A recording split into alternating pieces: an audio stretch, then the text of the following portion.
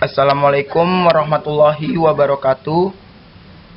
Perkenalkan, kami dari kelompok 1 akan mempresentasikan tentang banjir.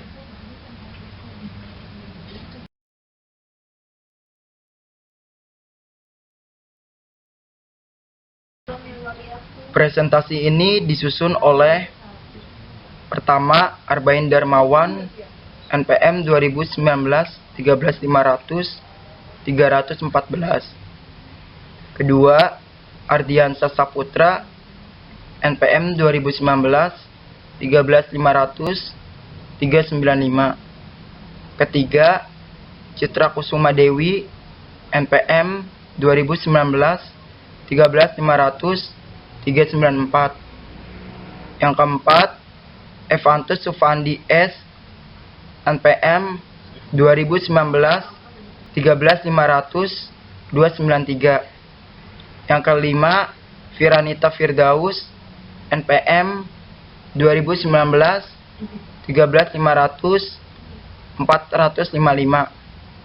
Yang keenam, Muhammad Ridwan, NPM 2019 13500 379.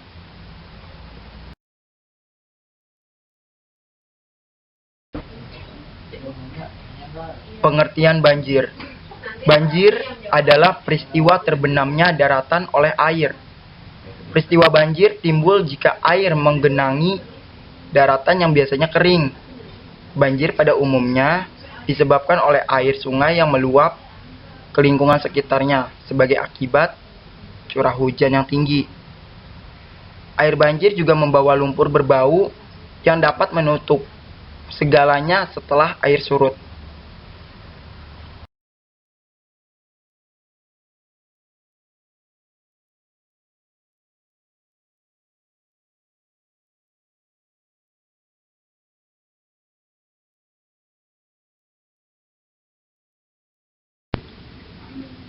Lalu selanjutnya ada jenis-jenis banjir. Yang pertama itu banjir air.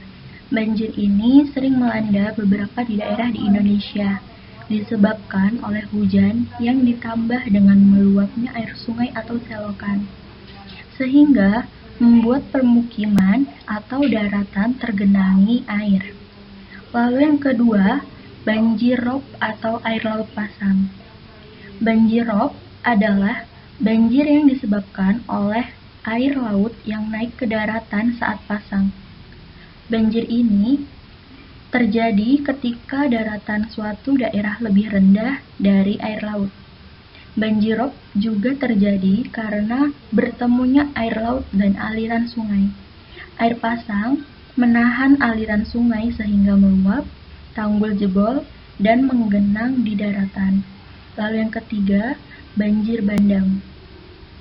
Banjir jenis ini disebabkan karena jebolnya bendungan air. Aliran air yang disebabkan banjir ini sangat berbahaya karena bisa meruntuhkan bangunan dan rumah-rumah, sehingga bisa menimbulkan korban jiwa dan harta. Banjir bandang juga merupakan banjir yang tidak hanya membawa air saja, tapi membawa material-material lainnya seperti sampah dan lumpur. Lalu yang keempat, banjir lahar. Banjir lahar adalah banjir akibat lahar gunung berapi yang aktif. Banjir ini terjadi saat gunung mengalami erupsi atau meletus. Lalu yang terakhir, banjir lumpur.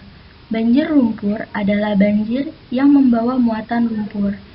Banjir ini terjadi karena keluarnya lumpur dari dalam bumi. Salah satu contoh adalah banjir lumpur Lapindo di Sidoarjo. Lalu selanjutnya penyebab terjadinya banjir. Yang pertama itu ada penebangan hutan secara liar tanpa disertai reboisasi. Lalu yang kedua, pendangkalan sungai. Lalu yang ketiga, pembuatan saluran air yang tidak memenuhi syarat. Lalu yang keempat, pembuatan tanggul yang kurang baik. Lalu yang kelima, air laut, sungai, atau danau yang meluap dan menggenangi daratan. Lalu yang keenam, curah hujan dalam waktu yang panjang. Lalu yang ketujuh, Buruknya penanganan sampah hingga sumber saluran-saluran air tersumbat.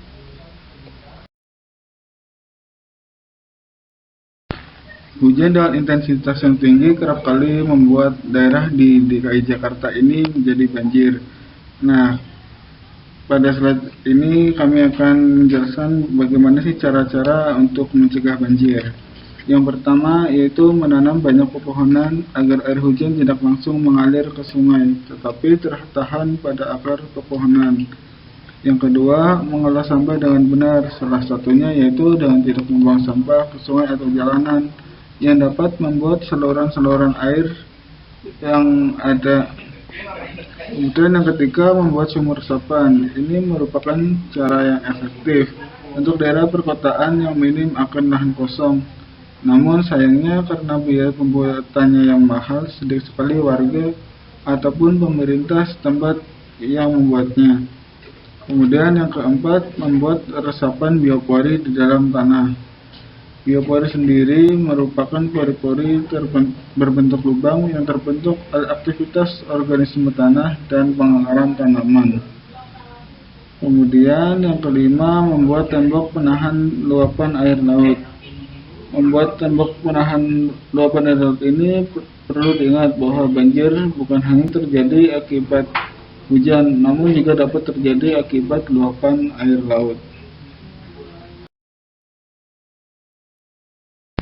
Berikutnya yang keenam yaitu dengan membuat dinding penahan air waduk untuk mencegah terjadinya luapan air saat hujan lebat. Kemudian yang ketujuh, perencanaan tata kota yang baik. Dalam hal ini pemerintah harus memastikan pembangunan gedung-gedung di kota bebas dari kendala yang menyebabkan masalah pada lingkungan. Kemudian yang kedelapan, menanam vegetasi tumbuhan seperti pohon, semak, dan rumput.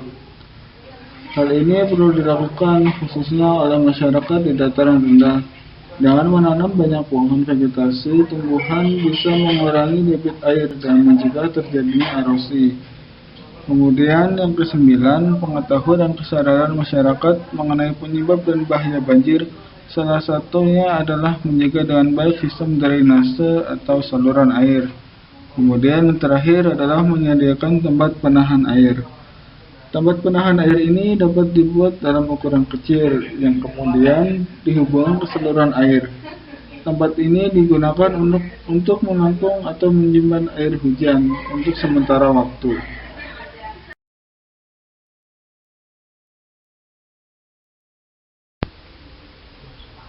Selanjutnya, cara penanggulangan banjir. Yang pertama, hindari membuat rumah di pinggir sungai. Saat ini semakin banyak warga yang membangun rumah di pinggir sungai. Ada baiknya pinggiran sungai jangan dijadikan rumah penduduk karena menyebabkan banjir dan tatanan masyarakat tidak teratur. Yang kedua, menjaga lingkungan sekitar. Yang utama adalah menjaga lingkungan sungai atau selokan. Sungai sebaiknya dipelihara dengan baik. Jangan membuang sampah ke selokan. Sungai atau selokan jangan dijadikan tempat pembuangan sampah. Kemudian yang ketiga, rajin membersihkan saluran air. Perbaikan dan pembersihan saluran air tentu harus ada. Di wilayah tertentu bisa diadakan secara gotong royong. Penjagaan ini harus dilakukan secara terus-menerus dengan waktu berkala. Hal ini bertujuan agar terjadi hujan deras, air tidak akan tersumbat dan mampu mencegah terjadinya banjir. Kemudian metode struktur seperti membangun waduk di hulu, tanggul banjir di sepanjang tepi sungai, pengerukan dan pelebaran alur sungai. Cara penanggulangan banjir. Yang kelima adalah membangun sistem peringatan dini bencana banjir. Yang keenam, membuang sampah pada tempatnya. Yang ketujuh, pemanfaatan lahan kosong. Yang kedelapan, pengendalian erosi.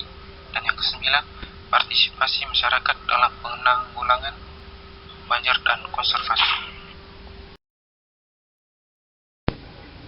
Selanjutnya, dampak banjir terhadap lingkungan. Yang pertama itu kerusakan sarana dan prasarana.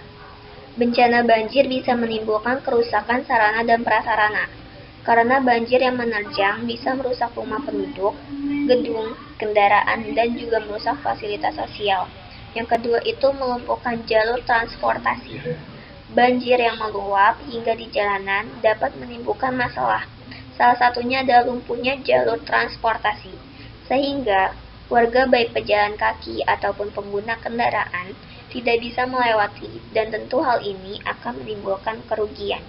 Yang ketiga itu pencemaran lingkungan.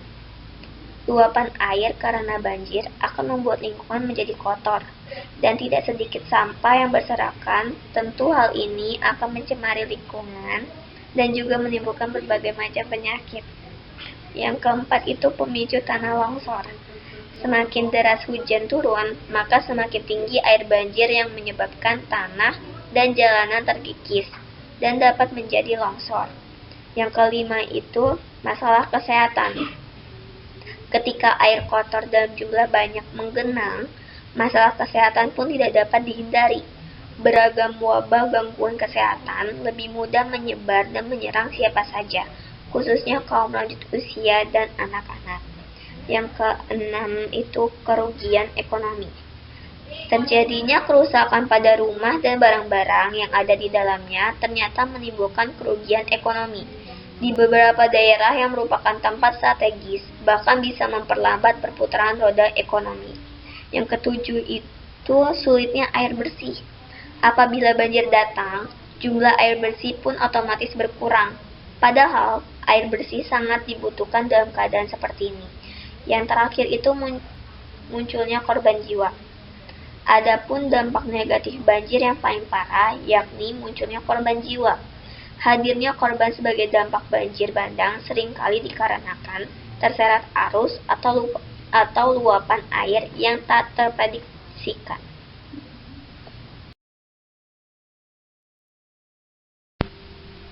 Berikut data wilayah DKI Jakarta yang terdampak banjir pada tanggal 2 sampai 7 Januari 2020 dengan total PHW 2.734.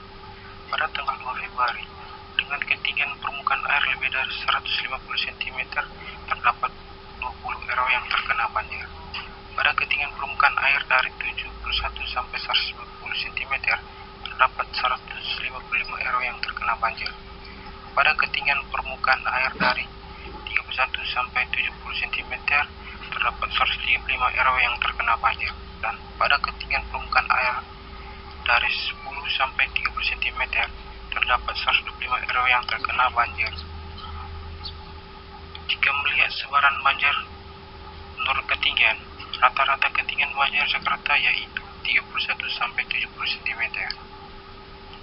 Tercatat pada tanggal 2 Januari 2020 masih terdapat 390 RW atau 14,3% wilayah Jakarta yang terdampak banjir. Hingga kurang dari seminggu yaitu 7 Januari 2020 di Jakarta benar-benar surut.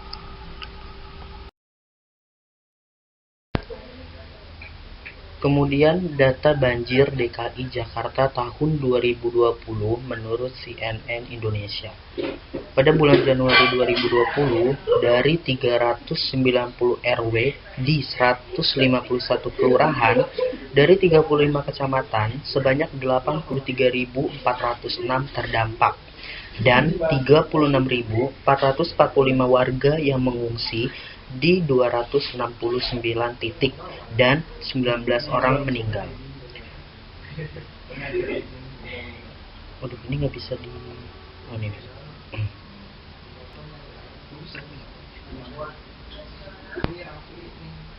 Kemudian pada bulan Februari 2020, dari 581 RW di 167 kelurahan dari 42 kecamatan, sebanyak 43.464 terdampak dan 13.808 orang mengungsi di 119 titik lokasi dan 6 orang meninggal.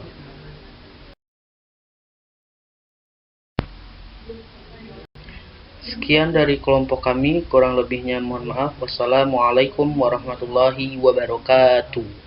Jangan lupa di like, comment, share, and subscribe.